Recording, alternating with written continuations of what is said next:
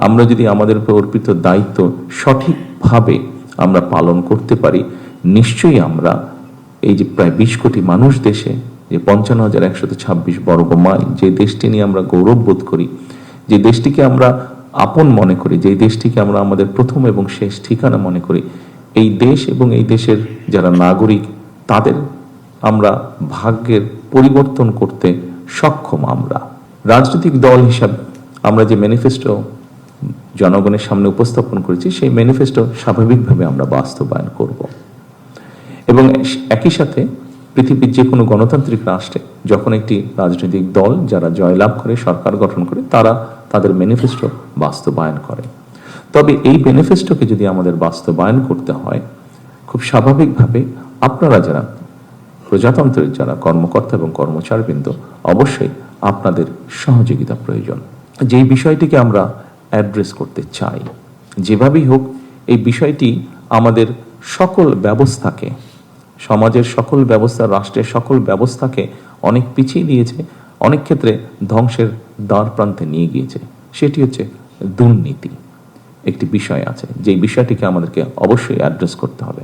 কিন্তু এই বিষয়টিকে একটি রাজনৈতিক দল হিসাবে, সরকার হিসাবে যদি আমরা অ্যাড্রেস করতে চাই, অবশ্যই আপনাদের মতন মানুষ যারা আছেন তাদের সহযোগিতা, তাদের 100% সহযোগিতা ছাড়া আমাদের পক্ষে সেটি সম্ভব হবে না।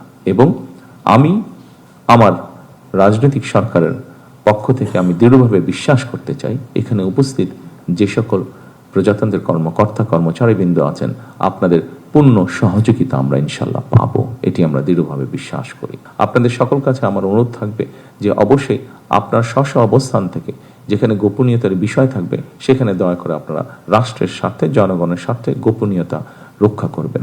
আমরা যদি দেশকে গড়ে তুলতে চাই, জনগণকে গড়ে সামনের দিকে এগিয়ে নিতে চাই ডিসিপ্লিনভাবে, তাহলে অবশ্যই আমাদের যেই যে ডিপার্টমেন্ট আছে, সেটি সামরিক হোক, সেটি বেসামরিক হোক, প্রত্যেকটি ডিপার্টমেন্টের ডিসিপ্লিনের কিছু রুলস এবং রেগুলেশন আছে। আমার প্রত্যাশা থাকবে আপনাদের কাছে সেই রুলস এবং রেগুলেশনগুলো ডিসিপ্লিনের ক্ষেত্রে আমরা কঠোরভাবে মেনে চলার চেষ্টা করব। স্ব অবস্থান থেকে সচেতন হই, স্ব অবস্থান থেকে যদি আমরা কাজ করি, অবশ্যই আমরা একটা অবদান রাখতে পারবো এই দেশ গঠনের, এই সমাজ গঠনের, এই রাষ্ট্র গঠনের। আসুন আমরা সকলে সেই রাষ্ট্রটিকে গড়ে তোলার চেষ্টা করি, দেশের মধ্যে সেই পরিস্থিতিটা তৈরি করার আমরা চেষ্টা করি সকলে মিলে, যেই পরিস্থিতিতে মানুষ স্বস্তি বোধ করবে। আমরা সেই রাষ্ট্রটিকে গড়ে তোলার চেষ্টা করি, যেই রাষ্ট্রটিকে ঘিরে বাংলাদেশের মানুষ আশার আলো দেখতে পাবে, যেখানে এগিয়ে যাওয়ার স্পৃহা, সাহস, উদ্দীপনা মানুষ পাবে।